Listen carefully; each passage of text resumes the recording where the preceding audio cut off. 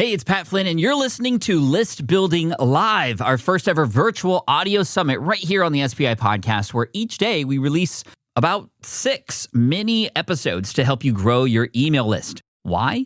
Because you don't own social media, but you should own your audience. So each day for 3 days in a row, we are bringing you people directly from Liz's and my communities to share what's working to grow your email list today. That's right, no quote unquote experts or 8-figure entrepreneurs talking about what worked for them years ago. Just regular creators like you who are working towards making a living online. Enough talking, let's get into it. All right, Miss Sara, we are dying to know what is one way you have been growing your email list in the last 6 to 12 months. Okay, well, I want to start with the fact that this year, I started the year feeling like I didn't know what to do with my business, and I decided that it was going to be the year of experiments, and I was just going to try out things that I hadn't tried out before. And I knew that one of my goals was to grow my email list, and not just grow it, but have people that actually enjoyed reading the content. So I've tried multiple things, and the one thing that has stood out to me in the past couple of months has been sponsored emails, sponsoring someone else so that they share about my offers. Amazing. So when was the first time you sent out the sponsored email? Like that was the first one? So I started getting interested in them around April. As I said, it's my year of experiments, so I'm just taking whatever opportunities come my way. And 2 different newsletters that I already followed for a while and that I trust, that I know the people that read these newsletters like have similar values and goals to me. Both of them on different occasions around April shared that they were going to open spots for sponsoring. And so I'm like, okay, I'm taking opportunities as they come. So we're going to experiment with this. But I was planning an event for this summer. And so I decided to give myself some time when I sponsored them so that I had time to prepare. So I purchased the spots back then, but they were scheduled for June. So I actually just a couple of weeks ago got to go through the data to see how it worked. Yes, tell us. We want to know numbers. We're dying. Okay, so this is, first of all, like I feel like I got good experiences with some, bad experiences with other, and then there are some that are just like still in limbo and I don't know what happened. Okay, fair. But so one of the best experiences that I had was one of those that I booked back in April. It was meant to go during June, some weeks ago. And she sent me an email before it started. And then at the end of the week, like it was a whole week, like any emails that she sent had my link that I asked to sponsor. And at the end of the week, she would send me how many clicks she got on her end, like she could see. And so I made sure to create ways to track those links as well. I used for all of these branded links, so that I could see how many clicks had come to those specific links based on like what person sent people over. And then I set up tags or segments, depending on what people call it in the email marketing, to see then like how many people actually converted from those links. And in the best scenarios, I had like almost 50% conversion rate. Whoa. Y'all, did you hear that? Yeah. Rewind, hit the back 30 seconds. She said 50%. And I love this, Sara, because you found the first couple just from people offering it. It was sort of kismet. It was meant to be. I love this so much. So are there any other numbers you want to share with us? Yes. So, for example, the sponsored emails that I ran for my primary lead magnet, which, by the way, I love that they're going to my lead magnet instead of like using a bundle where I'm like giving like something that I usually people pay for. I'm giving it for free. In this case, like I'm paying for the email, but people go to the lead magnet, which then opens the funnel to like more possibilities. And yeah, like I said, almost 50%. I have in average 48 for my primary lead magnet. And then for my secondary lead magnet, I also ran one sponsored email in June, and that it was a 46% conversion rate. So listen, that's an amazing collaboration. That's well worth the money. I mean, 50%, 46%. That means, pretty much every other person that's clicking from so-and-so's email is signing up for Sara's. So I love that. Do you mind telling us how many of these you've done now and how much money you've spent? Yes, I can give you an estimate. I've done one, two. So I did 3 paid emails in June, but then there's something else that I think people don't take into account. Check the perks of memberships they're in, because sometimes some of those perks is that you get to put like classifiers on newsletters on things like that. So I've been using those as well. Like it's getting like a sponsored email, but it's already part of a membership that you're in, because someone that people trust is recommending you on with a direct link. So I've been doing about 4 of those as well.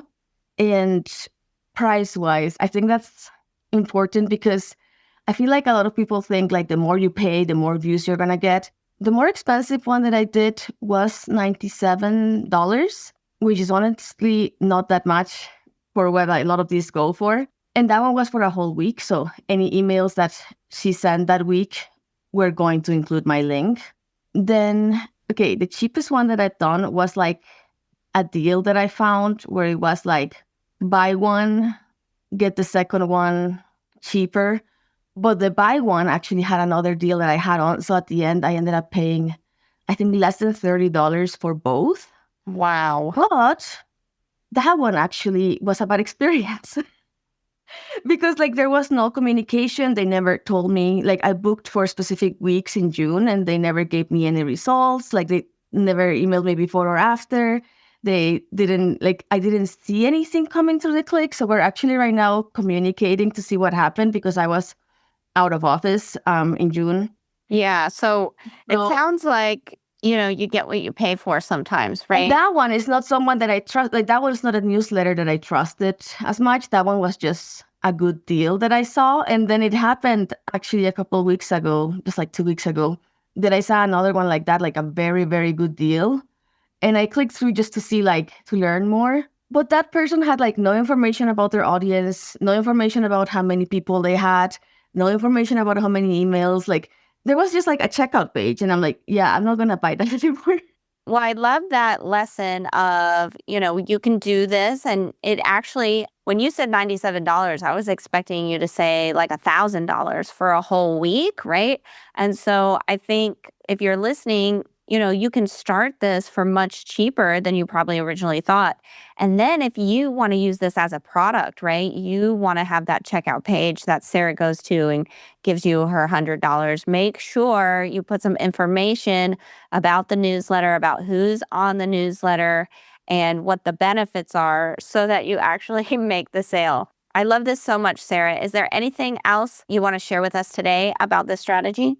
Just a couple things, because actually landing pages is one of the things that are my strength. I am traditionally a web designer, and now I work just with overall online strategy. And so I help people find out how to connect better with their audience.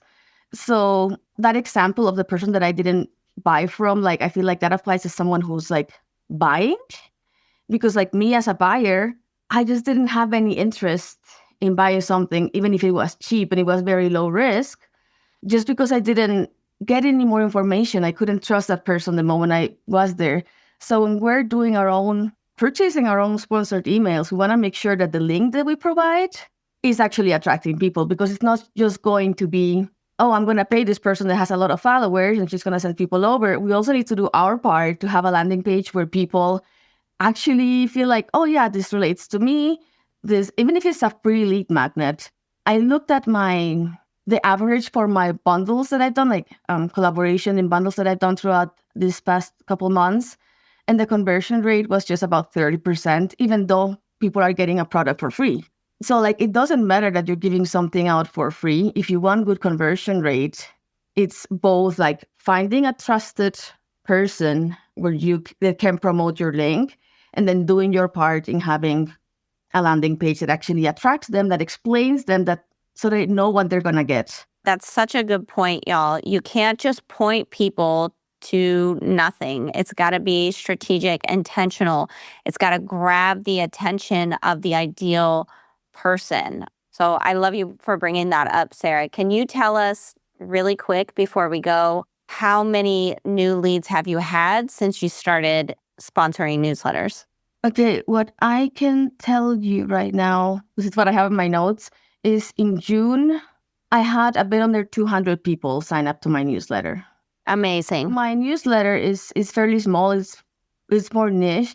And so that's like a big number for me. I looked at some other numbers and like the average was between like 40 to 50 people a month that sign up to my newsletter. So it was 4 times that. That's amazing. Wow, what a return for less than $150. I am so excited for you. I cannot wait for you to do more. I cannot wait for you listening to try this out as well. So, Sara, why don't you tell us what you do, what your newsletter is about, and how we can get signed up today if we'd like to? Yeah, so I am the owner of Stargate Studio. Like I mentioned before, I help people with strategy to help their website-centered marketing, which is why I care a lot about my newsletter. I feel like it's one of the best strategies that works with websites. Well, first of all, there's going to be a freebie attached to this interview that is actually one-day website audit. So it can help people improve their website with just like a couple quick little things with their audience in mind, which is what we always want to do when we're working on marketing, is think of our audience. And if people just want to sign up to my newsletter, like just because they want to learn more, I share about all these experiments that I've been doing this year. I share about the strategies. Right now, I'm having a series of like how to deal with troubles on your website, like when you're being hacked or when someone tries to scam you via your website. So that's what I'm tackling right now in my newsletter. People can sign up just by going to Stargaze with a D .studio/newsletter. Awesome. Thanks so much, Sara. I am so excited for people to give this a try. Okay, another great list building strategy from one of our amazing community members.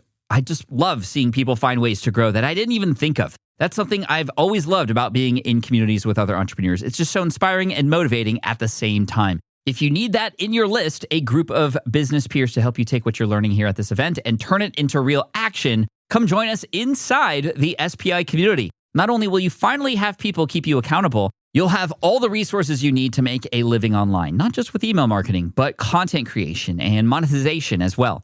And right now, we're offering 50% off and some other fun bonuses just for List Building Live listeners. And that's you.